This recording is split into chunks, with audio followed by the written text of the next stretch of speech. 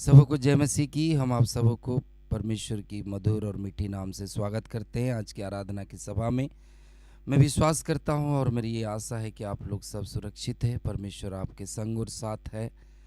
और इससे पहले कि आज हम आराधना में चलेंगे, एक वचन को हम आपके साथ शेयर करना चाहते हैं जो विलाप गीत उसका 3 अध्याय और 22 और 23 पद में इस प्रकार लिखे हैं हमारे प्रियो, कि परमेश्वर ये कहता है, हे याकूब के संतान, तुम मिट नहीं गए, क्योंकि मैं यहोवा बदलता नहीं।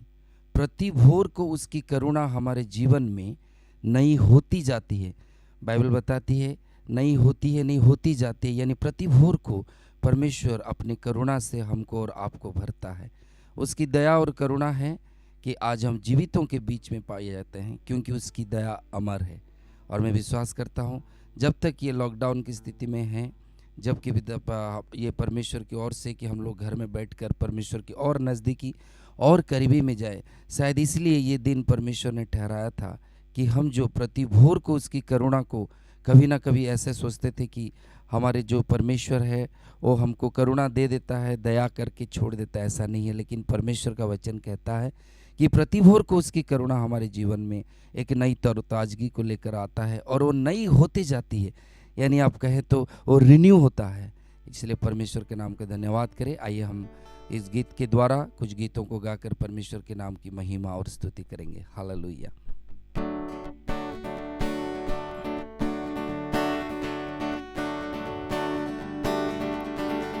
तू ही है मेरा सवेरा, तेरे सिवा है न कोई मेरा। तू ही है मेरा सवेरा, तेरे सिवा है न कोई मेरा। Hallelujah hallelujah hallelujah Yeshua. Hallelujah hallelujah hallelujah Yeshua. उसका नाम सब नामों से ऊंचा है। आइए मिल करते हैं प्रभु जी, सारे नाम से जो ऊंचा परमेश्वर। हालेलुया, धन्यवाद करते हैं प्रभु। हर नाम से ऊंचा है नाम यीशुआ, करते हैं हम सजदा यहाँ। हर नाम से ऊंचा है नाम यीशुआ, करते हैं हम सजदा यहाँ। Hallelujah hallelujah hallelujah hallelujah Yeshua. Hallelujah hallelujah hallelujah Yeshua. Hallelujah प्रभु, वो नाम जो सब नामों से ऊंचा है।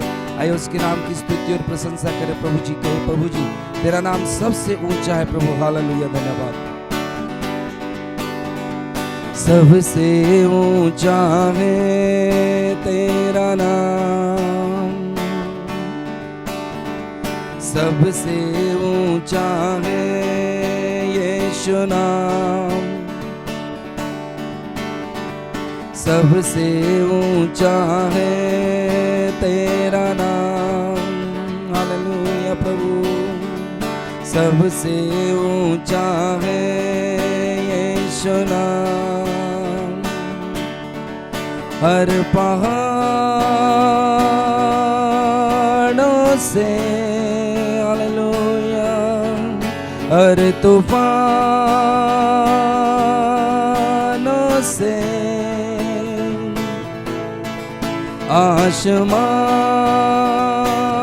आसमानों से हालेलुया प्रभु सारे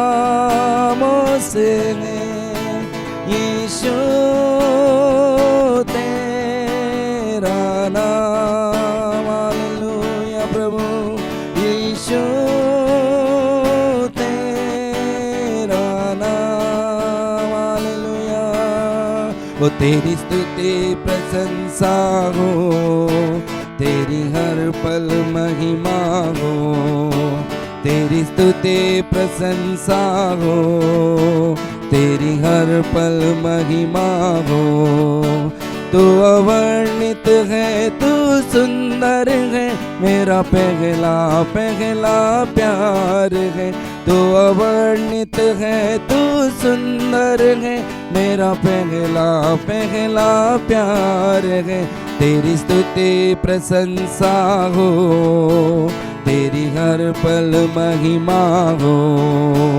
तेरी स्तुति प्रशंसा हो तेरी हर पल महिमा हो मिलकर कहेंगे मांगोगे तुम्हें मिलेगा ढूंढोगे तुम पाओगे मांगोगे तुम्हें मिलेगा ढूंढोगे तुम पाओगे खटखटाओ खुलेंगे स्वर की आशीष से पाओ तुम मुझसे अभी खटखटाओ खुलेंगे स्वर की आशीष से पाओ तुम मुझसे अभी प्रार्थना करें आराधना करें ओ अच्छा है कितना भला है हालेलुया प्रार्थना करें आराधना करें ओ अच्छा है कितना भला है छुटकारा पाए हमेशा हालेलुया छुटकारा पाए हमेशा छुटकारा पाए हमेशा हालेलुया छुटकारा पाए हमेशा प्रभु यीशु की प्रभु हम आपका नाम का धन्यवाद करते हैं प्रभु जी आपकी स्तुति और प्रशंसा करते हैं मेरे प्रिय उसके नाम में चंगाई है उसके नाम में छुटकारा है जब हम उसकी आराधना करते हैं आइए इस गीत को गाकर परमेश्वर की और भी नज़दीकी में चलेंगे और कहेंगे प्रभु से दिल की गहराई से मन की सच्चाई से यीशु तुझे चाहूं हर पल प्रभु हम तुझे हर पल हर घड़ी अपने नज़दीकी में अपनी हुजूरी में पिता परमेश्वर देखना चाहते हैं और सुबह और शाम पिता परमेश्वर केवल हमारे मुख से हमारे अंदर से एक ही आवाज आए कि हम तुझसे प्रेम करते हैं प्रभु जी हालेलुया दिल की गहराई से मन की सच्चाई से दिल की गहराई से मन की सच्चाई से यीशु तुझे चाहूं हरदम यीशु तुझे प्यार करूं हर पल मेरे साथ मिलकर कहें यीशु तुझे चाहूं हरदम यीशु तुझे चाहूं मैं हर पल दिल की गहराई से मन की सच्चाई से दिल की गहराई से मन की सच्चाई से यीशु तुझे चाहूं हरदम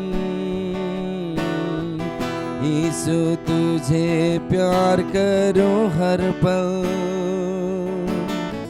शाम और सुबह में गाता रहूं जो भी किया तूने मेरे लिए घोर अंधकार से मैं गुजरूं तो भी चरवाहा है तू क्यों डरूं मैं शाम और सुबह मैं गाता रहूं जो भी किया तूने मेरे लिए घोर अंधकार से मैं गुजरूं तो भी चरवाहा है तू, क्यों डरूं मैं, पीछे ना हटूंगा कभी मैं, तू जो कहेगा करूंगा मैं, ताकूं हमेशा तुझी को मैं, तेरे वचन से बढ़ूंगा मैं, जिंदगी भर में रहूं प्रभु जी तेरी छाया में प्रभु, मेरी सारे सोते तुझ में ही मैं पाता हूँ, जिंदगी भर में रहूं प्रभु तेरी छाया में हम रहना चाहते हैं, तेरी छाया में प्रभु, मेरी सारे सोते तुझ में ही मैं पाता हूँ,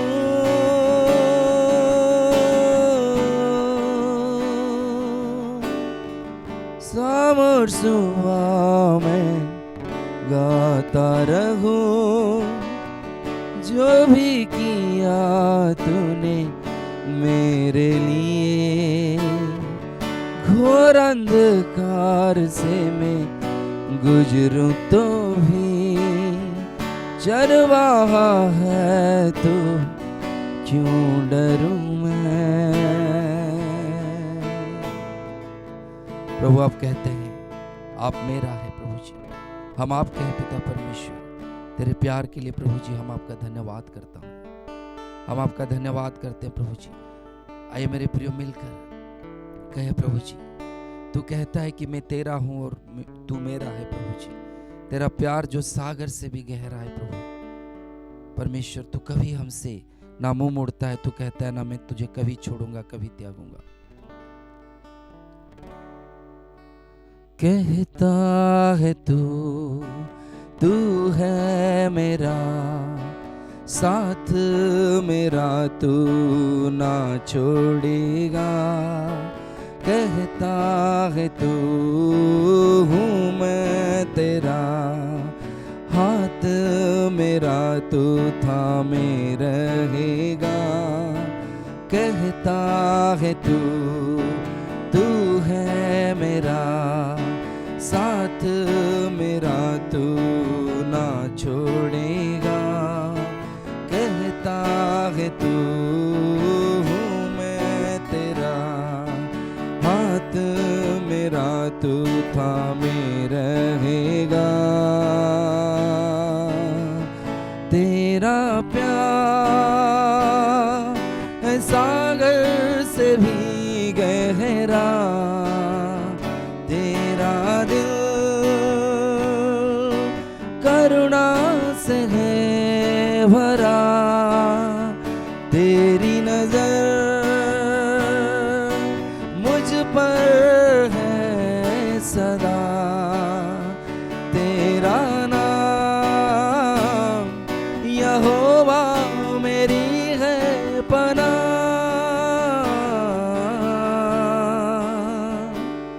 परमेश्वर पिता तू ही है भला, परमेश्वर पिता तू है नहीं मुझसे खफा। ये मिलकर कहे प्रभु जी, परमेश्वर पिता तू ही है भला, परमेश्वर पिता तू है नहीं मुझसे खफा, तेरा प्यार सागर से भी गहरा तेरा दिल करुणा से है भरा, तेरी नजर मुझ पर है सदा, तेरा नाम यहोवा मेरी है पनाह। यस लॉर्ड, प्रभु आप हमारे पनाह है। प्रभु जी, आपके पंखों के तले आप हम सबों को छिपा के रखते हैं। सारी आदर महिमा जलाल प्रशंसा खुदावन हम आपको देते हैं, यीशु मसीहा के नाम से, आमीन। परमेश्वर आप सबों को आशीष दे। प्रिय कलीसिया के लोगों और जितने भी लोग आज इस कार्यक्रम से जुड़ रहे हैं, मैं आप सबों का प्रभु यीशु मसीह के नाम में अभिवादन करता हूं। पिता परमेश्वर का धन्यवाद कि आज उसने फिर से एक बार हमें उसके चरणों में आने का मौका दिया है। मेरे प्रियो, पिछले कुछ सप्ताह से हमारे अध्ययन का जो केंद्र है या विषय है वो अंतिम समय से जुड़ा हुआ है। जैसा हम इस वक्त जिन परिस्थितियों से गुजर रहे हैं, बीते कुछ वर्षों में बहुत सारी घटनाएं और बहुत सारी बातें हुई और निश्चित तौर से ये अंत के समय का जो है एक इशारा है। और मैं चाहता हूँ कि हम लोग एक तैयारी का जीवन जिएं, इसलिए इस अंतिम समय का चर्चा हम लोग कर रहे हैं। यह बहुत ही महत्वपूर्ण बात है कि हर व्यक्ति अपने जीवन में तैयारी के साथ जिए। पिछले सप्ताह भी मैंने जिस विषय में आपसे बातचीत किया था, जिसका शीर्षक था आपका राजा कौन है, और मैंने उस बात से भी आपको उस स्थान पर मैं लाया कि उन्हीं का पहला पुनरुत्थान में भागी होना होगा जो लोग यीशु को अपने जीवन का राजा बनाए हैं, क्योंकि वही पृथ्वी पर आने वाला है अपने लोगों को लेकर और 1000 वर्ष का राज्य करने वाला है। और मैंने कहा था कि जो लोग यीशु को अपना राजा बना चुके हैं और अभी उसके अधीनता में जीवन जीते हैं, निश्चय उनको यह सौभाग्य प्राप्त होगा कि जो है जब प्रभु यीशु मसीह बादलों पे आए तो आप जो है उठाए जाएंगे और जो है प्रभु के साथ बादलों पर मिलेंगे। और जो लोग जीवित हैं और मसीह में हैं वे लोग भी उठाए जाएंगे। इसको हम लोगों ने प्रकाशित वाक्य उसका 20 अध्याय 6 और 14 और 15 पद में हम लोगों ने इसे देखा था। इस घटना को और एक नाम से जो है मसीह दुनिया के लोग जानते हैं, जिसे हम लोग रैप्चर कहते हैं। इसके पहले मैंने पुनरुत्थान के विषय में आपसे कहा था कि वचन में लिखा है, धन्य है वे जो पहले पुनरुत्थान के भागी हैं। और मैंने एक बात पर ज़्यादा आपके सामने प्रकाशित किया था या जोर दिया था कि धन्य है वे जो पहले पुनरुत्थान के भागी हैं, उस पर दूसरे मृत्यु का कोई अधिकार नहीं होगा। लेकिन आज मैं उस दूसरे शब्द का भी जिक्र करना चाहता हूँ जो इसी घटना से जुड़ा हुआ है, और मसीह दुनिया में इसे रैप्चर के नाम से जाना जाता है। रैप्चर शब्द बाइबल में नहीं आया है, लेकिन रैप्चर का जो अर्थ होता है वही पहले पुनरुत्थान को वो वर्णन करता है। कंसाइज ऑक्सफोर्ड इंग्लिश डिक्शनरी में जब हम उसके अर्थ को देखते हैं तो रैप्चर का 2 अर्थ दिया हुआ है। पहला अर्थ है रैप्चर का अति आनंद या खुशी की अनुभूति, और दूसरा उसका अर्थ है प्रभु यीशु मसीह के दूसरे आगमन में विश्वासियों का पृथ्वी से स्वर्ग में उठा लिए जाना, स्वर्ग या आसमान में उठा लिया जाना। और इस घटना के कालक्रम को जब हम देखते हैं बाइबल के मुताबिक, तो इस रैप्चर के साथ जो जुड़ा हुआ समय है वो है 7 वर्ष का। और इस 7 वर्ष के दरमियान जो है एक घटना, इस घटने का एक कार्यक्रम आसमान में होगा या प्रभु यीशु मसीह के साथ होगा, और दूसरा कार्यक्रम पृथ्वी पर चलेगा। यानी कि वो 7 साल 2 अलग अलग स्थानों में जो है कार्यक्रम चलता होगा। जो लोग पहले पुनरुत्थान के भागी हो गए हैं वो आसमान में उठा लिए गए हैं, जैसा हम लोगों ने थिस्सलुनीके के पत्री में पढ़ा था कि जब अंतिम तुरही फूंकी जाएगी 4 अध्याय में। आइए हम लोग उसको पढ़ लेते हैं। तो जो लोग मसीह में मर गए हैं वो लोग पहले जी उठेंगे, और जो जीवित है बादलों पर उठा लिए जाएंगे। आइए हम इसे पढ़ते हैं 16 पद में, पहला थिस्सलुनीके उसका 4 अध्याय 16 पद में। क्योंकि प्रभु आप ही स्वर्ग से उतरेगा, उस समय ललकार और प्रधान दूत का शब्द सुनाई देगा, और परमेश्वर की तुरही फूंकी जाएगी, और जो मसीह में मरे हैं वो पहले जी उठेंगे, और हम जो जीवित और बचे रहेंगे उसके साथ बादलों पर उठा लिए जाएंगे कि हवा में प्रभु से मिले। इस रीति से सदा हम प्रभु के साथ रहेंगे। प्रभु के लोग पृथ्वी पर से ट्रांसपोर्ट हो जाएंगे, उठा लिए जाएंगे, वो आसमान में प्रभु से मिलेंगे। इसलिए मैं कह रहा हूं कि ये 7 वर्ष 2 स्थान में 2 अलग अलग परिस्थितियां होंगी। जो उठा लिए गए हैं, जिसे हम रैप्चर कहते हैं, ये लोग मसीह के साथ होंगे, जहाँ पर मसीह के न्याय आसन में उन लोगों को उनके कामों के अनुसार प्रतिफल दिया जाएगा। फिर अंत में मेमने के विवाह में वो लोग भागी होंगे, खुशियाँ मनाएंगे। लेकिन नीचे भी एक कार्यक्रम चलता रहेगा, और नीचे का कार्यक्रम आनंदमय नहीं होगा। पृथ्वी में एक महाक्लेश काल का समय होगा। जब हम लोग मत्ती रचित सुसमाचार 24 अध्याय में उसके 21 पद में पढ़ते हैं तो लिखा है कि पृथ्वी पर एक ऐसा क्लेश काल होगा, पीड़ा का समय होगा, जो ना तो पहले कभी हुआ ना कभी होगा। कभी कभी हम लोग इस पृथ्वी पर कुछ ऐसी परिस्थितियाँ आती हैं जिसमें हम लोगों ने कुछ पीड़ाओं और तकलीफ़ का अनुभव किया है, और उन साधन से पीड़ाओं और तकलीफ़ में भी कई बार हम लोग जो है अपना हिम्मत खोने सा लगते हैं। लेकिन जब वो समय आएगा तो लिखा है कि ऐसा क्लेश काल ना पृथ्वी में पहले को कभी हुआ था और न कभी होगा, जिसका मैं आज चर्चा करूँगा।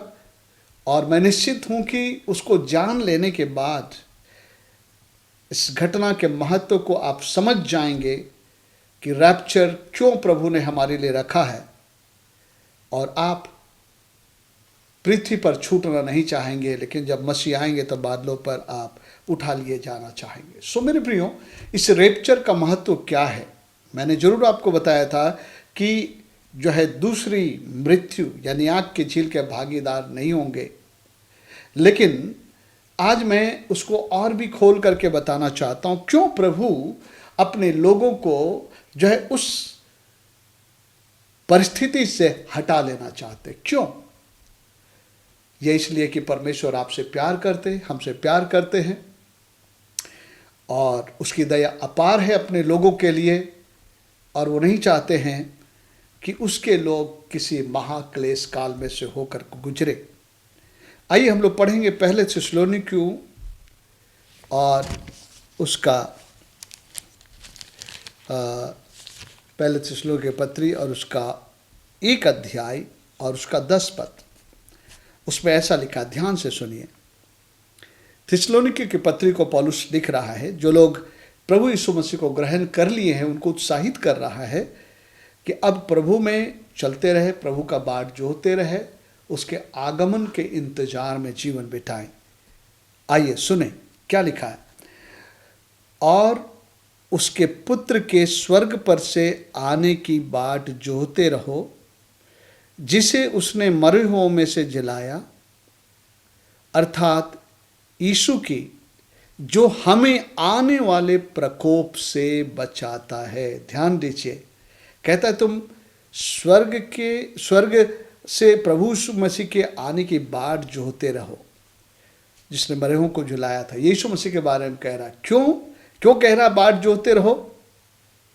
क्योंकि वो हमें आने वाले प्रकोप से बचाता है। जो लोग तैयारी के साथ जीवन जी रहे हैं और जो लोग प्रभु यीशु मसीह के आने की बाट जो रहे हैं, और हम लोग जानते हैं जो प्रभु यीशु मसीह के आने के बाद जो होता है किस प्रकार से जो होता है, पूरे पवित्रता के साथ, पूरे धार्मिकता के साथ, प्रभु के नज़दीकी और करीबी में वो जीवन जीता है। और उद्देश्य ये लिखा है, प्रभु के आने का उद्देश्य बादलों पर अपने कलशों को उठा ले जाने के लिए, ताकि उस महाप्रकोप से हम बच जाए जो पृथ्वी पर आने वाला है। और ये प्रकोप जो दोहरा है, जो लोग प्रभु यीशु मसीह के आगमन में बादलों में अगर पृथ्वी पर छूट जाते हैं, मसीही लोग, जो लोग सावधानी से जीवन नहीं बिता रहे थे, प्रभु से पिछड़ गए थे, बैकस्लाइड हो गए थे, परमेश्वर उनसे बातें कर रहा था लेकिन वो प्रभु के पास नहीं लौटे, या तो जो लोग संसार की ओर मन लगाकर जीवन व्यतीत करते रहे और वो तैयारी में नहीं थे। हम लोग स्पष्ट जानते हैं, जब हम लोग 10 कुंवारियों का जब हम लोग दृष्टांत को पढ़ते हैं तो वो कलीसिया के लोगों का दृष्टांत है। 5 जो निर्बुद्धि थे और 5 बुद्धिमान थे।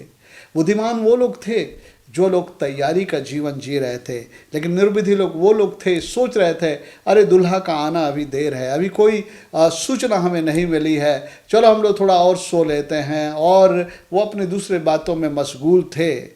लेकिन जो है दुल्हा जब आ गया, उन्होंने पाया कि वो तैयार नहीं थे, और दुल्हा आया और जो लोग तैयार थे वो जो चले गए, द्वार बंद हो गया और वो लोग छूट गए। मेरी प्रियो, ऐसा ही प्रभु यीशु मसीह के बादलों पे आगमन में होगा। आज जो लोग सचेत नहीं हैं, जो लोग अपने जीवन को तैयारी के साथ जी नहीं रहे हैं, लेकिन आपका प्रभु में आस्था है, प्रभु से प्रेम है, प्रभु से प्यार करते हैं, लेकिन साथ ही साथ आप बहुत ज़्यादा संसार में मशगूल हैं, या आप पापों में जीवन जी रहे हैं और परमेश्वर पर ध्यान नहीं लगा रहे हैं। प्रभु आएंगे और आप छूट जाएंगे और आपको एहसास होगा, अरे मैं छूट गया हूँ, पीछे छूट गया हूँ, बाकी लोग मेरे चले गए हैं। बाइबल बताती है कि 2 लोग खेत में हल जोतते होंगे, एक उठा लिया जाएगा, एक छोड़ दिया जाएगा। दो स्त्रियाँ चक्की पीसती होंगी, उठा लिया जाएगा, एक छोड़ दिया जाएगा। उस समय हमें एहसास होगा, अरे मैं छूट गया, मैं तो छूट गया हूँ पृथ्वी पर, मैं रैप्चर में उठाया नहीं गया हूँ। और मेरे प्रियो, यहाँ से आप एक जो है बड़े क्लेश काल में प्रवेश करते हैं। सबसे पहले तो आपको ख्रिस्त विरोधी की क्लेश से होकर गुजरना पड़ेगा, क्योंकि ख्रिस्त विरोधी व्यक्ति वो व्यक्ति है जिसके बारे में बाइबल बतलाती है कि उसके पास बहुत बड़ी आकांक्षा है, और ऐसी वैसी आकांक्षा नहीं है। वो अपने आप को जो है आखिर में परमेश्वर घोषित करना चाहेगा और चाहेगा कि लोग उसकी आराधना करें, और वो पूरे मानव जाति के पर सारी रीति से नियंत्रण करेगा। बल्कि मैं आपको बताना चाहता हूँ, ख्रिस्त विरोधी के लिए जितने प्रकार की बातों को होने की आवश्यकता, उसकी तैयारी पहले से ही चल रही है। उसके लिए वो सारी तैयारी कर दी जा रही है, जिससे कि वो पूरे दुनिया के लोगों पर नियंत्रण करे, अपना राज चलवाए और वो अपनी आराधना करवाए। मेरे प्रियो, उस समय छूटे हुए लोग, कई लोग प्रभु यीशु मसीह के प्रेम को याद करेंगे और एहसास करेंगे कि मैं छूट गया हूँ। और ख्रिस्त विरोधी आप पर भी, आपसे भी चाहेगा कि आप उसकी पूजा करें, आप उसकी आराधना करें, और जो उसकी आराधना नहीं करेगा उसको वो मरवा डालेगा बोलता है। बल्कि वो आपको एक ऐसे सिस्टम में लेके आ रहा है जिसकी शुरुआत ऑलरेडी हो चुकी है कि आपके माथे या हाथ में छाप लगवाए। यानी कि जो लोग प्रभु यीशु मसीह का इनकार करेंगे छूटने के बाद, वो लोग उस छाप को जो अपने माथे या अपने हाथ में लगवा लेंगे। क्यों? क्योंकि बाइबल बतलाती है कि उस छाप के बिना कोई लेन देन नहीं कर सकेगा, आप भोजन नहीं कर सकेंगे, आप दवाइयाँ नहीं खरीद सकेंगे, आप कुछ भी नहीं कर सकेंगे। वैसे समय में आपको जीने के लिए अगर आप परमेश्वर के प्रति अगर जागरूक हो गए तो आपको इनकार करना पड़ेगा, ख्रिस्त विरोधी का इनकार करना पड़ेगा। और जब आप इनकार करेंगे कि ख्रिस्त विरोधी जब वो अपने आपको उस मंदिर में, यरूशलेम में जब वो स्थापित करेगा और वो चाहेगा कि आप उसकी आराधना करें, आप इनकार करेंगे तो आप मरवा दिए जाएंगे। मेरे प्रियो, आप मरवा दिए जाएंगे। आपकी आत्मा को एक मौका मिलेगा कि आप फिर से प्रभु को मिले, लेकिन जब आपके पास अच्छा मौका था, जब बिना किसी सताइश बना पीड़ा के आप आसमान में प्रभु के साथ बादलों में उठा लिए जाते, रैप्चर में आपने उसको खो दिया है और अभी आपको परमेश्वर के राज में कठिनाई के साथ प्रवेश करना पड़ेगा। उसका मतलब है आप बद किए जाएंगे। कहाँ पर लिखा है? आइए हम लोग पढ़ेंगे प्रकाशित वाक्य की किताब, उसका 13 अध्याय, और यहां पर हम लोग पढ़ेंगे। आइए मैं 11 पद से ही पढ़ता हूं ताकि आप यहां पर देखें।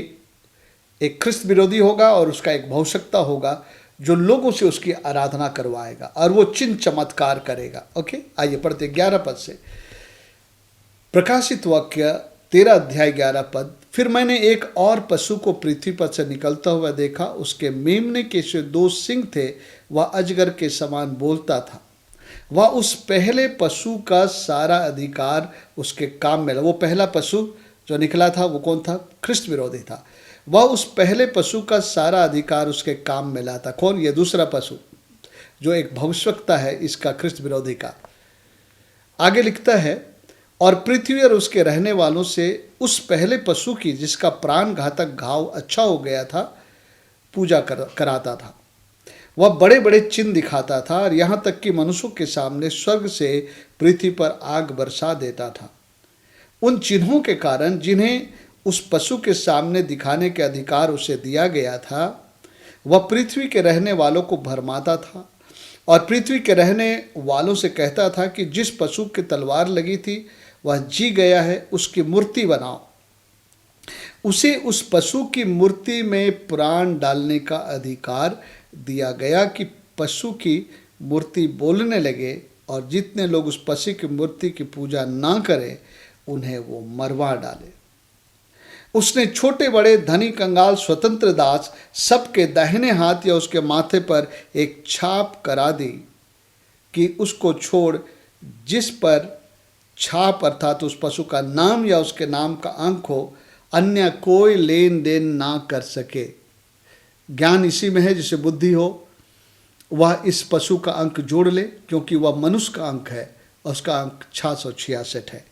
तो यहाँ पर हम देखते हैं कि जो लोग छूट गए हैं, मसीह लोग, और बाद में उसे याद आता है कि अरे मुझे तो प्रभु यीशु मसीह के साथ जाना चाहिए था, लेकिन फिर भी आपके मन में आएगा कि नहीं, मैं अपने प्रभु के लिए खड़ा हूँ। तो याद रखिए, आप उसका छाप नहीं लेंगे, उसके अपने माथे में, हाथ में, और जब ऐसा होगा तो आप किसी प्रकार के लेन देन नहीं कर सकेंगे। और उसके बाद अगर आप उसकी पूजा नहीं करेंगे तो आप मरवा दिए जाएंगे।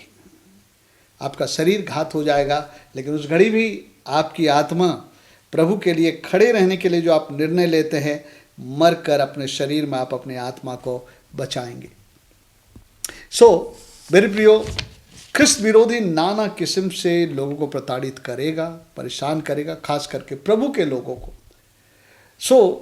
वो एक भयानक समय होगा। लेकिन जो दूसरा बड़ा क्लेश जो होगा वो प्रभु का न्याय ख्रिस्त विरोधी और उसके लोगों के ऊपर आएगा, पृथ्वी पर आएगा। वो भयानक प्रकोप है। हमने पढ़ा कि स्वर्ग के प्रभु को उसकी आने की बाट जोहते रहो कि वो तुम्हें आने वाले प्रकोप से बचाए।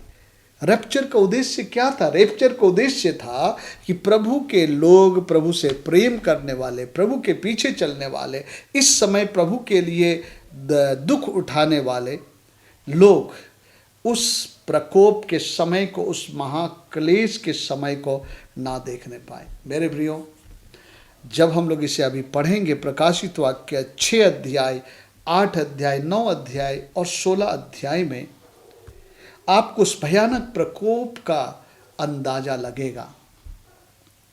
मेरे प्रियो, इसलिए आइए हम इन वचनों को पढ़ेंगे और विचार करेंगे। उस प्रकोप में, उस 7 वर्ष के दरमियान पृथ्वी पर क्या क्या होगा। मैंने बताया कि ख्रिस्त विरोधी भी परमेश्वर के लोगों पर तांडव मचाएगा, लेकिन उससे बढ़कर ख्रिस्त विरोधी और उसके सेना और उसके लोगों के ऊपर में परमेश्वर का भी प्रकोप आएगा। सो आइए हम लोग कुछ वचनों को पढ़े, हम लोग देखें किस प्रकार से पृथ्वी पर क्या क्या होने जा रहा है। आइए हम लोग प्रकाशित वाक्य 6 अध्याय को खोलें। जब हम लोग प्रकाशित वाक्य को पढ़ते हैं तो 1 से 3 अध्याय तक जो है ये कलीसिया के युग का जो है अध्याय है। यानी कि ये जो प्रकाशित वाक्य में 7 कलीसियाओं से यीशु मसीह बात करता है, ये कलीसिया के युग को दर्शाता है। चौथे अध्याय से जो है अब आप देखेंगे पृथ्वी के नहीं लेकिन ऊपर स्वर्ग खुला हुआ है और प्रभु के लोग उठा लिए गए हैं, और अब वहाँ से जो है कार्यक्रमों को हम लोग देखते हैं, क्या क्या बातें हो रही, क्या क्या हो रहा है, वहाँ से हम लोग देखते हैं।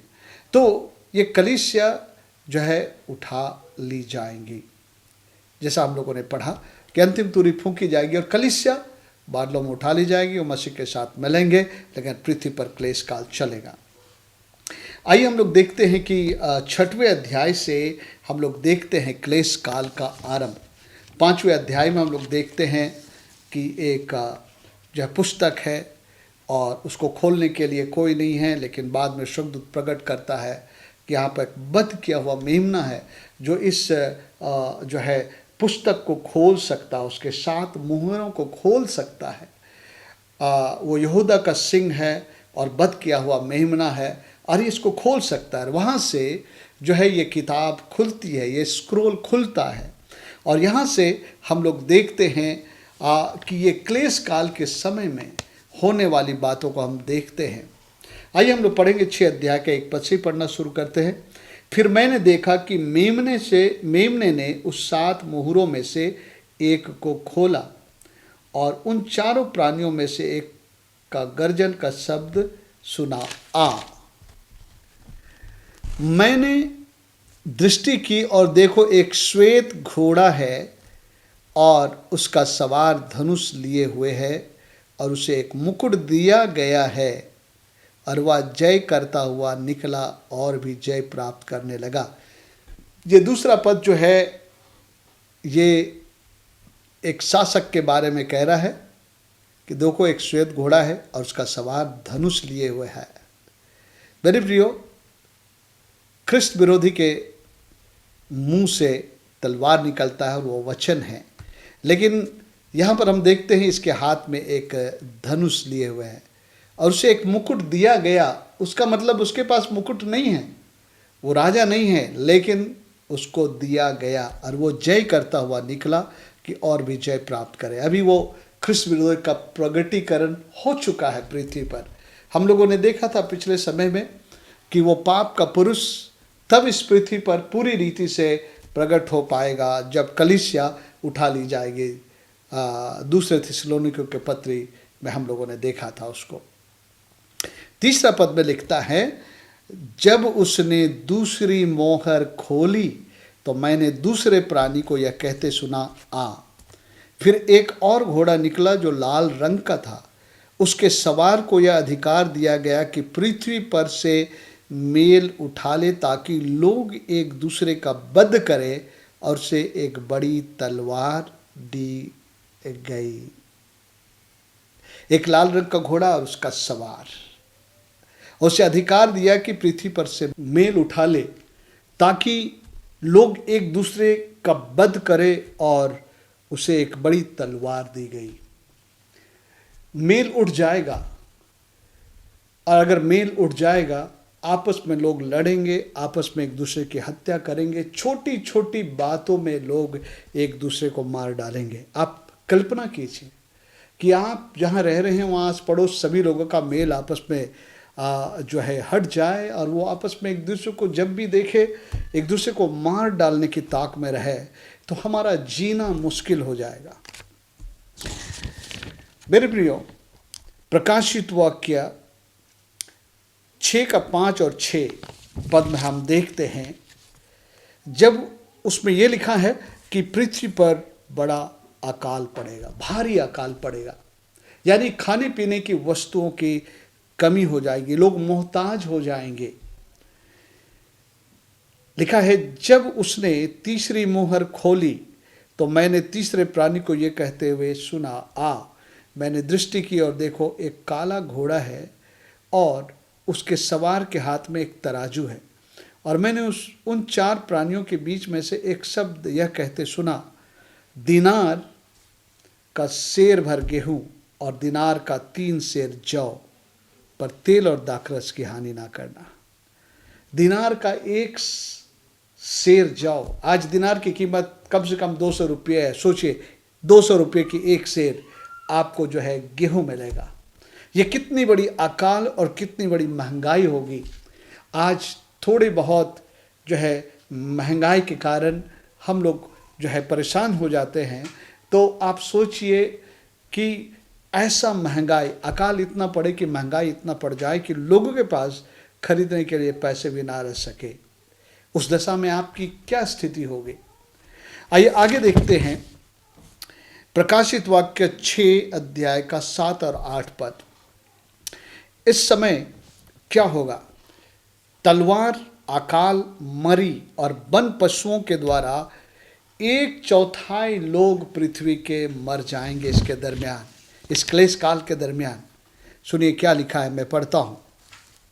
जब उसने चौथी मोहर खोली तो मैंने चौथे प्राणी का शब्द कहते हुए सुना, आ। मैंने दृष्टि की और देखो, एक पीला सा घोड़ा है और उसके सवार का नाम मृत्यु है और अधोलोक उसके पीछे पीछे है और उन्हें पृथ्वी की 1/4 पर यह अधिकार दिया गया कि तलवार, अकाल, मरी और पृथ्वी के वन पशुओं के द्वारा लोगों को मार डाला। ऐसा होगा कि जैसे पहले वाले में हमने पढ़ा, मेल हट जाएगा, तलवार चलेंगे, आपस में एक दूसरे को मारेंगे। फिर हमने पढ़ा अकाल आएगा, फिर इसके साथ हम लोग देखते मरी और पृथ्वी के वन पशुओं के द्वारा लोगों को मार डाले। 2 नई बात इसमें जुड़ी है, मरी और पृथ्वी के वन पशुओं के द्वारा।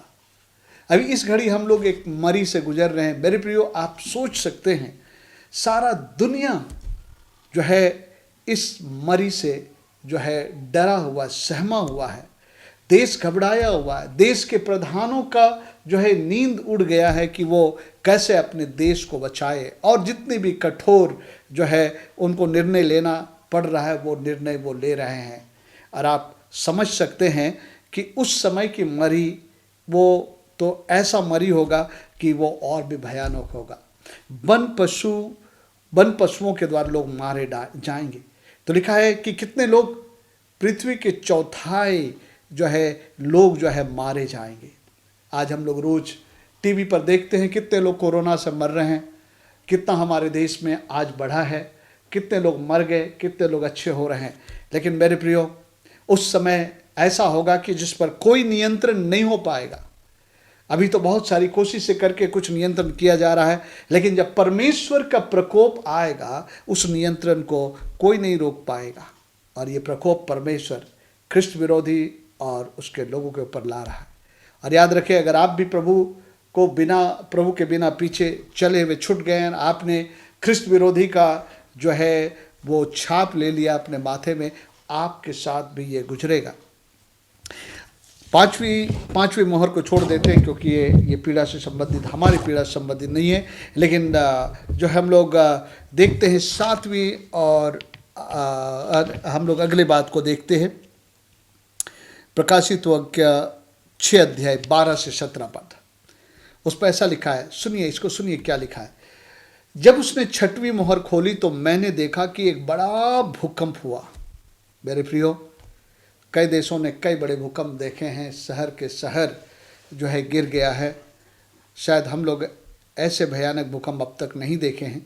लेकिन लिखा है, जब 6वीं मोहर खोली गई तो मैंने देखा कि एक बड़ा भूकंप हुआ और उसके साथ साथ सूर्य कंबल के समान काला और पूरा चंद्रमा लहू के समान हो गया।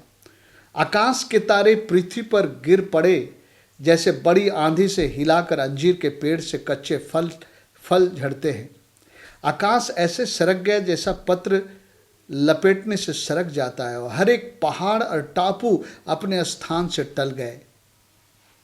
तब पृथ्वी के राजा और प्रधान और सरदार और धनवान और सामर्थी लोग जो ख्रिस्त विरोधी के साथ है, हर एक दास, हर एक स्वतंत्र पहाड़ के खोह में, चट्टानों में जा छुपे। एक साथ इतनी सारी प्रॉब्लम, भूकंप है, सूर्य जो है काला हो गया, चंद्रमा लहू की तरह हो गया है, आकाश से तारे टूट करके जो है गिर पड़े हैं, है ना, आकाश सरक गया है और जो है हर पहाड़ टापू अपने स्थान से टल गया है।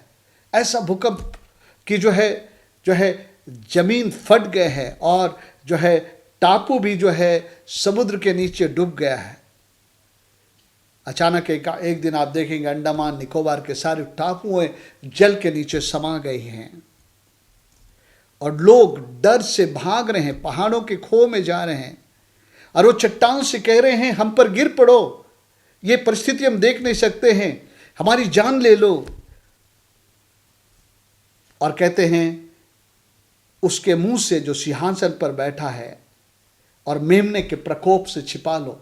परमेश्वर एक प्रकोप ख्रिस्त विरोधी और उसके लोगों के ऊपर लेकर के आ रहा है। मेरे प्रियो, अगली बात हम 8वें अध्याय में चल करके देखेंगे। ये सब हो रहा है अभी। मेरे प्रियो, एक समस्या गई, दूसरी आई, दूसरी गई, तीसरी आई, आपको श्वास लेने का मौका नहीं मिलेगा। एक भयावह परिस्थिति से आप गुजरेंगे।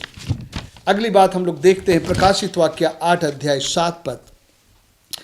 पृथ्वी का 1/3, पेड़ों का 1/3 और हरी घास का 1/3 जल जाएगा। आइए हम लोग पढ़ते हैं 8वां अध्याय और उसके 7 पद को हम लोग पढ़ेंगे। ओके, 6 पद से पढ़ते हैं। अभी तुरहियों वाला, अभी हम लोगों ने देखा कि जो मुहर खोले गए, अभी 7 तुरहियों का जो है प्रकोप देखेंगे। 6 पद से हम लोग पढ़ते हैं। तब वे, और उससे पहले मैं पढ़ना चाहूँगा 8 अध्याय के पहले पद को। जब ये 7 मोहर की बातें हो गई तब लिखा है, जब उसने 7वीं मोहर खोली तो स्वर्ग में आधे घंटे का सन्नाटा छा गया। यहां और कुछ नहीं हो रहा है, यहां पर आधे घंटे का सन्नाटा छा गया। यानी कि यह सन्नाटा इस बात के लिए है कि अभी जो कुछ होने जा रहा है वो और भी भयानक है। आइए हम लोग पढ़ते हैं 6 पद से। तब वे 7 स्वर्गदूत जिनके पास 7 तुरहियां थी उन्हें फूंकने के लिए तैयार हुए। पहले स्वर्गदूत ने तुरही फूंकी और लहू से मिले हुए ओले और आग उत्पन्न हुए और पृथ्वी पर आग उत्पन्न हुई और पृथ्वी पर डाली गई। पृथ्वी की 1/3 जल गई और पेड़ों की 1/3 जल गई और सब हरी घास भी जल गई। यानी कि मेरे प्रियो, एक बहुत बड़ी तबाही है। आज 1/3 पृथ्वी, 1/3 पेड़, 1/3 घास जल गई। आप सोचिए कि प्रकृति में क्या प्रभाव पड़ेगा। पेड़, हरियाली, ये हम लोगों के जीने के लिए आवश्यक है। यहाँ पर हम लोग देखते हैं कि अचानक से जब ये तुरही फूंकी जाती है, 1/3 पृथ्वी, 1/3 पेड़ और घास, ये सब जल गई। आइए उसके आगे देखते हैं प्रकाशित वाक्य 8 का 12 पद। उसमें लिखता है कि सूर्य और चंद्रमा और तारों का 1/3 अंधेरा हो गया। मेरे प्रियो, इसका वातावरण पर बहुत बड़ा प्रभाव पड़ेगा जब सूर्य और चंद्रमा और तारों के 1/3 में अंधेरा हो जाएगा। आइए हम लोग पढ़ते हैं प्रकाशित वाक्य 8 अध्याय और उसका 12 पद। ओके, उसके पहले हम लोग ये भी पढ़ लेते हैं। आइए पूरा ही पढ़ लेते हैं हम लोग, 8 पद से पढ़ लेते हैं। उसमें लिखा है, दूसरे स्वर्गदूत ने तुरही फूंकी तो मानो आग सा जलता हुआ एक बड़ा पहाड़ समुद्र में डाला गया। समुद्र का 1/3 लहू हो गया और समुद्र के 1/3 प्राणी मर गए और 1/3 जहाज नष्ट हो गए। तीसरे स्वर्गदूत ने तुरही फूंकी और एक बड़ा तारा जो मशाल के समान जलता था स्वर्ग से टूटा और नदियों के 1/3 पर पानी के सोतों पर आ पड़ा। उस तारे का नाम नागदौना है। 1/3 पानी नागदौना से कड़वा हो गया और बहुत से मनुष्य उस पानी के कड़वे हो जाने से मर गए। और 12 पद में लिखता है, चौथे स्वर्गदूत ने तुरही फूंकी और सूर्य की 1/3, चांद की 1/3 और तारों की 1/3 पर आपत्ति आई, यहाँ तक कि उनका 1/3 अंग अंधेरा हो गया और दिन की 1/3 में उजाला ना रहा, और वैसे ही रात में भी। मेरे प्रियो, सूर्य, चंद्रमा, ये सारी चीज़ों का हमारे इस पृथ्वी पर सब चीज़ों को फलने फूलने और जीवित रहने के लिए इनका कार्य जरूरी है। लेकिन हम देखते हैं कि परमेश्वर का प्रकोप, ख्रिस्त विरोधी और उसके लोग, और ऐसे लोग जिन्होंने यीशु मसीह को ठुकराया, उनके पर यह प्रकोप आ रहा है। आगे चलते हैं, आइए देखिए आगे क्या लिखता है। प्रकाशित वाक्य 9 अध्याय में हम लोग देखते हैं एक घटना कि नरक के अधोलोक के फाटक जो है खुलेंगे और घोड़े के कद के टिड्डियां पृथ्वी पर निकल आएंगे, और जब वे डंक मारेंगे तो बिच्छुओं के डंक जैसा होगा, और पीड़ा कई महीनों तक लोग उसके पीड़े से तड़पेंगे। मेरे प्रिय, जिन लोगों को इस पृथ्वी पर कभी बिच्छू ने डंक लिया होगा, कैसे लोग तड़पते हैं। और यहाँ तो लिखा है कि घोड़ों के कद काठी के जो है टिड्डियाँ आएंगे और वो लोगों पर इस तरह से वार करेंगे। आइए हम लोग पढ़ेंगे प्रकाशित वाक्य 9 अध्याय 3 से 6 पद में ऐसा लिखा है। ओके, 9 के पहले पद से पढ़ते हैं। जब 5वें स्वर्गदूत ने तुरही फूंकी तो मैंने स्वर्ग से पृथ्वी पर एक तारा गिरता हुआ देखा, और उसे अथाह कुंड की कुंजी दी गई।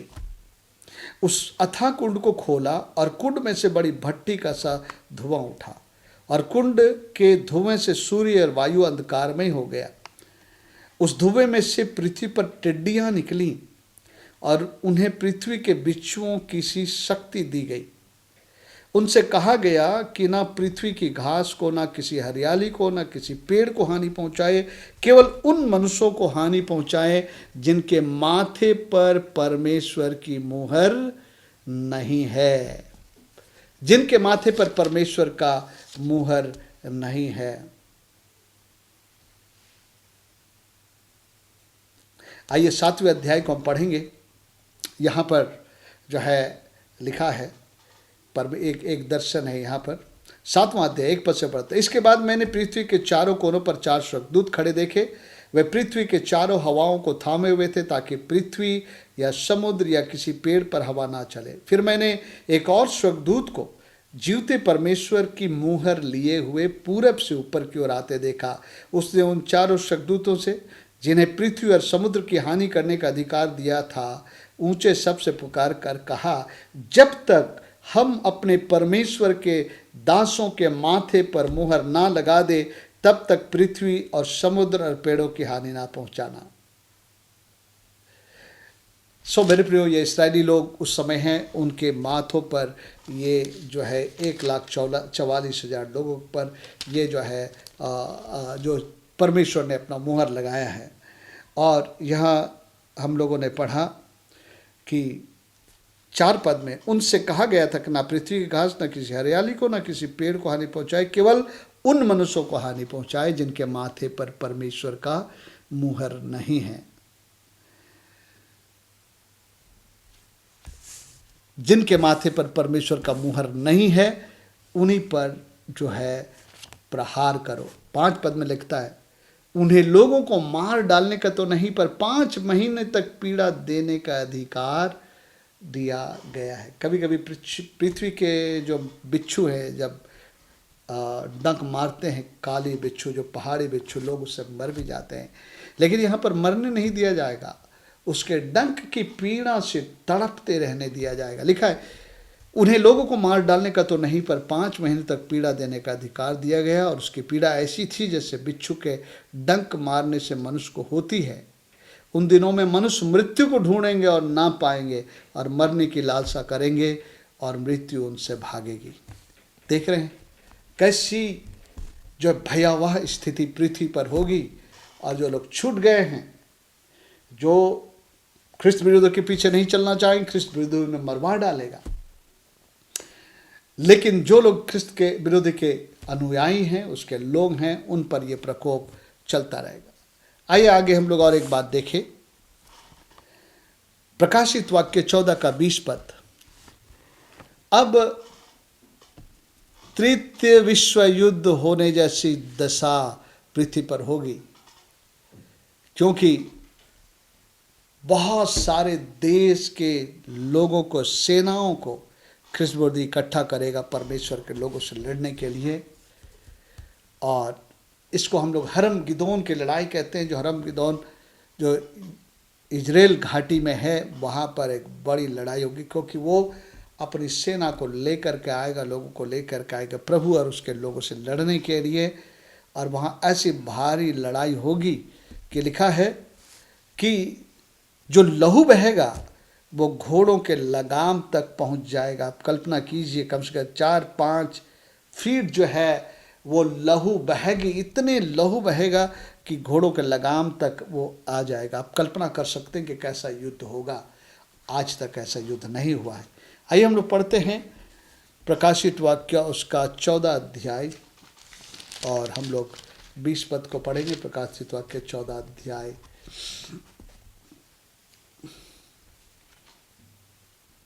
और यहाँ पर जो है सांकेतिक भाषा में लिखा हुआ है।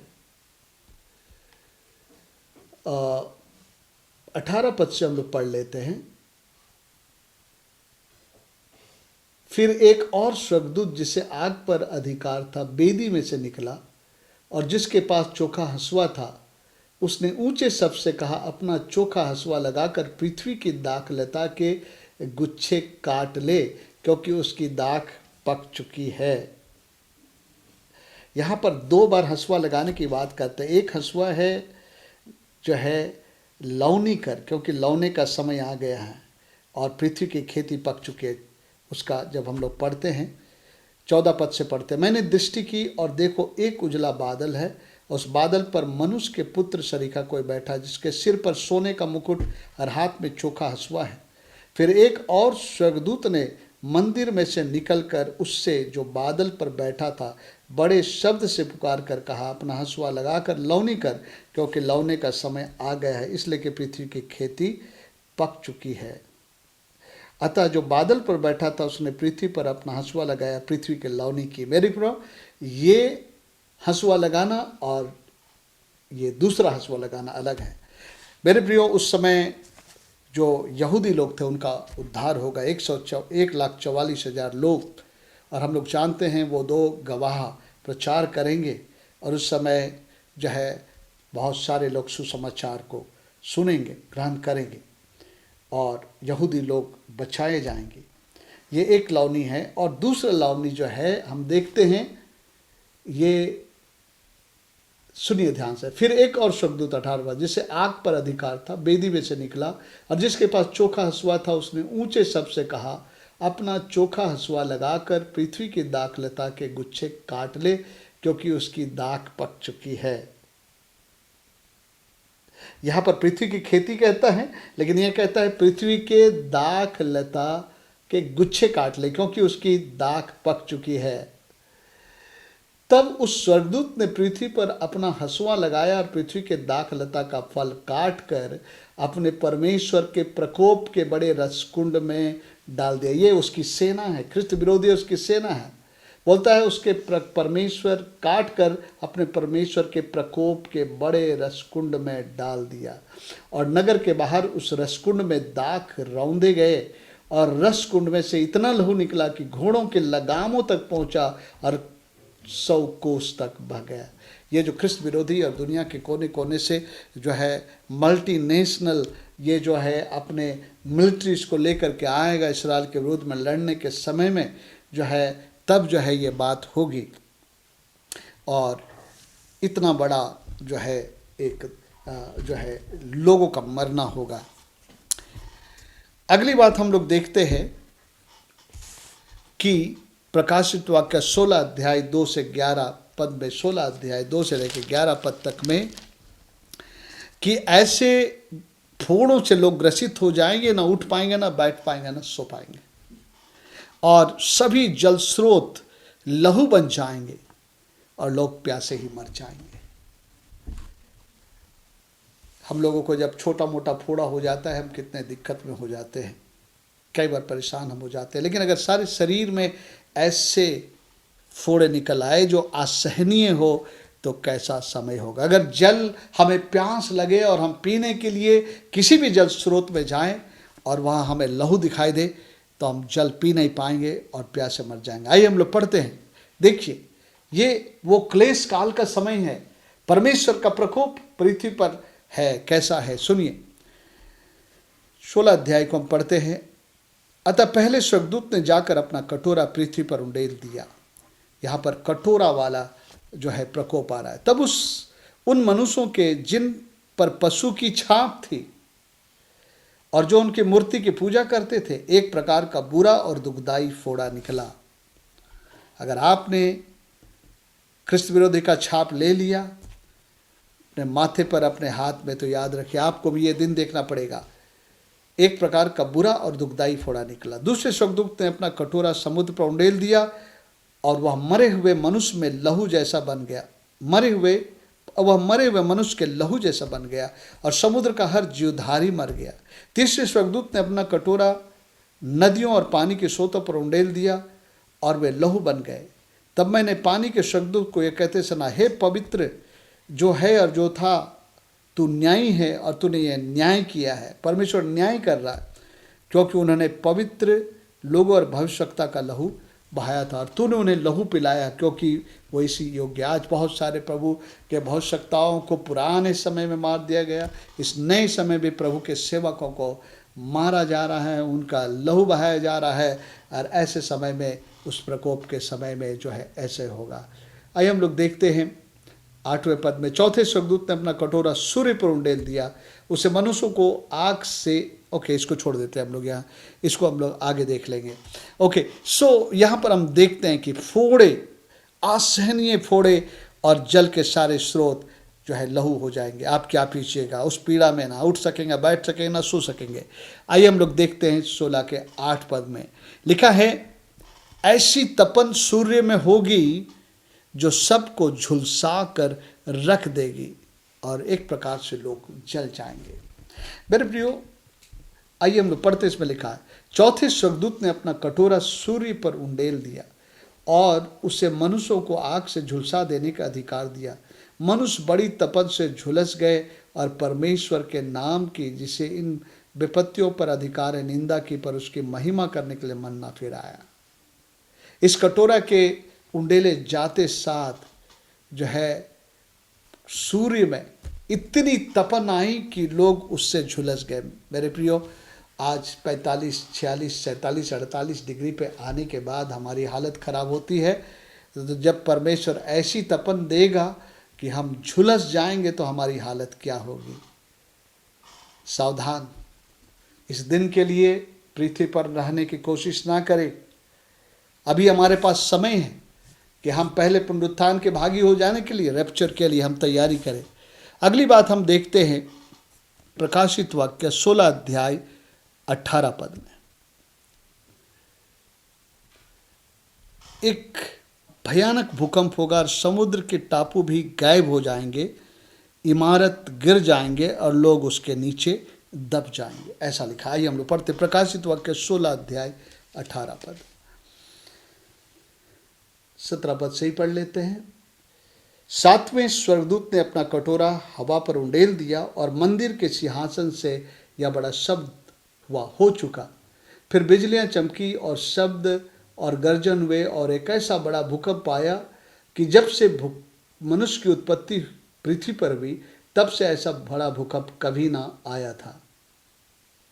इससे उस बड़े नगर के 3 टुकड़े हो गए और जाति जाति के नगर गिर पड़े और बड़े बेबीलोन का स्मरण परमेश्वर के यहाँ हुआ कि वह अपने क्रोध के जलजलाहट की मदिरा उसे पिलाए। सो मेरे प्रियो, यहाँ पर हम देखते हैं कि फिर से एक बड़ा भूकंप है और जो है टापू जो है सरक गए हैं और इमारतें गिर गई, उसके नीचे लोग दबे रहेंगे और कोई बचाने वाला भी नहीं होगा। सो मेरे प्रियो, इस प्रकार से हम देखते हैं कि अनेक विपत्तियां और ये परमेश्वर का प्रकोप है जो इस समय पृथ्वी पर होगा। जब 7 साल कलीसिया और प्रभु के लोग जो रैप्चर में उठा लिए गए हैं, पहले पुनरुत्थान के भागी हो गए हैं, उनके पास एक बड़ी आनंद का समय होगा, मेमने का विवाह होगा, उसमें भागी होंगे। लेकिन पृथ्वी में वो 7 वर्ष बहुत ही प्रकोप और पीड़ा का समय होगा। सो मेरे प्रियो, अब मैं आपसे एक प्रश्न पूछना चाहता हूँ। क्या आप इस महाक्लेश काल से बचना चाहते हैं? जो पृथ्वी पर प्रकोप का समय होगा, उससे आप बचना चाहते हैं? मैं नहीं सोचता कि आप चाहेंगे कि आप पृथ्वी पर रहे इस भयानक क्लेश काल को देखने के लिए। मैं तो नहीं रहना चाहता। इसलिए मैंने वर्षों पहले निर्णय कर लिया कि मैंने यीशु मसीह को जीवन दिया है और अब उसके पीछे चलता रहूँगा। मैं अंत तक धीरज धरकर अपने प्रभु के पीछे चलूँगा, चाहे कोई भी बात क्यों ना आए। मैं अपने प्रभु के पीछे चलना नहीं छोड़ूंगा और मैं अपनी अंतिम श्वास तक प्रभु के पीछे चलना चाहता हूँ। और इसी तरह अगर प्रभु यीशु मसीह के आगमन से पहले अगर मैं मर जाता हूँ तो मैं कब्र में चला जाऊँगा। लेकिन जिस दिन प्रभु यीशु मसीह आएंगे, पहला थिस्सलुनीके 4 के अध्याय के मुताबिक, मैं उन लोगों से पहले जी उठूँगा जो लोग शरीर में जीवित हैं। और निश्चित उस समय जो लोग मसीह में हैं और जी रहे हैं, वो भी बदल जाएंगे और बादलों पर उठा लिए जाएंगे। मैं उस प्रकोप से बचना चाहता हूँ। फिर से एक बार उस वचन को पढ़ करके मैं जो आपको उत्साहित करना चाहता हूँ। मेरे प्रियो, अभी समय है हमारे पास, मरने के बाद समय नहीं होगा, अभी समय है। अभी हम बाट जो है, अभी हम स्वर्ग से आने वाले प्रभु यीशु मसीह का बाट जो है, जो हमको उस प्रकोप से बचा लेगा। अन्यथा उस प्रकोप से आपको गुजरना पड़ेगा। इसलिए मैं आपको उत्साहित करता हूँ, खुद आप अपने आप की तैयारी करें। संसार से, शैतान के मार्ग से, हर बुराइयों से, हर पाप से अपने जीवन को फेरिए और प्रभु के यीशु के पीछे बड़ी गंभीरता से चलना शुरू करें। और अपने परिवार को बताइए, अपने मित्रों को बताइए और दूसरे लोगों को भी इसके विषय में बतलाएं। आइए मैं फिर से एक बार इस वचन को पढ़ना चाहता हूँ जिसको आरंभ में मैंने पढ़ा था। रैप्चर का उद्देश्य एक ही है कि कलीसिया को परमेश्वर उस महाक्लेश काल से बचा ले, उस प्रकोप से बचा ले। ऐसा लिखा है पहला थिस्सलुनीके 1 के 10 पद में, और उसके पुत्र के स्वर्ग पर से आने की बाट जोहते रहो, जिसे उसने मरे हुओं में से जलाया, अर्थात यीशु की। देखिए, स्वर्ग से उसके पुत्र के आने की बाट जोहते रहो, जो हमें आने वाले प्रकोप से बचाता है। हमने उन सारे प्रकोप की बातों को प्रकाशित वाक्य से पढ़ा। आप फिर से एक बार बड़े इत्मीनान से जो है आप 6वें अध्याय से 16 अध्याय तक आप पढ़िए। इसके अंदर में उस महाक्लेश काल की स्थिति दर्शाई गई है, वो प्रकोप दर्शाया गया है। मेरे प्रियो, अभी हमारे पास समय है, अभी हमारी श्वास चल रही है। आज हम निर्णय ले सकते हैं, यीशु को जीवन दे सकते हैं, उसके पीछे चल सकते हैं और उसके आगमन में उसके साथ उठाए जाए, रैप्चर हो जाए हमारा और हम प्रभु के साथ हम हो ले। अन्यथा महाक्लेश काल को हम भोगेंगे। सो मेरे प्रियो, आइए हम अपनी आंखों को बंद करें और विचार करें, क्या मैं तैयार हूँ रैप्चर के लिए? क्या प्रभु यीशु मसीह के बादलों पर आगमन के लिए मैं तैयार हूँ? अगर नहीं तो आज ही आप मन फिराए। अगर ऐसा कोई है जो अब तक यीशु को जीवन नहीं दिया, आज अपने पापों से मन फिराए और यीशु को अपने जीवन का प्रभु बनाएं, एक निर्णय के साथ कि मैं जीवन भर अब प्रभु यीशु मसीह के लिए जीऊँगा और उसी के महिमा करता हुआ मैं अपने जीवन को जीऊँगा। अगर हम बैकस्लाइड हो गए हैं, अगर हम प्रभु के पीछे चलना छोड़ दिए हैं, मेरे प्रियो, ये समय है हमारे पास। अभी भी यीशु मसीह अभी आए नहीं है बादलों पर, हम प्रभु के पास वापस आ सकते हैं, तैयारी कर सकते हैं। प्रभु ने हमें समय दिया है, आज मौका दिया है। समय कभी भी हो सकता है प्रभु के आगमन का। क्या आप तैयार हैं? उस प्रकोप से बच जाएंगे अगर आपने यीशु को ग्रहण किया और अपने जीवन को समर्पित किया। आइए हम प्रार्थना करें। प्यारे पिता परमेश्वर, प्रभु यीशु मसीह के नाम में हम आपका धन्यवाद देते हैं। आज के इस संदेश के लिए, इस वचन के लिए, जिसके द्वारा तू हमें प्यारे पिता परमेश्वर उस महाक्लेश काल के प्रकोप से बचने के लिए प्रभु तूने हमारी आंखों को खोला है।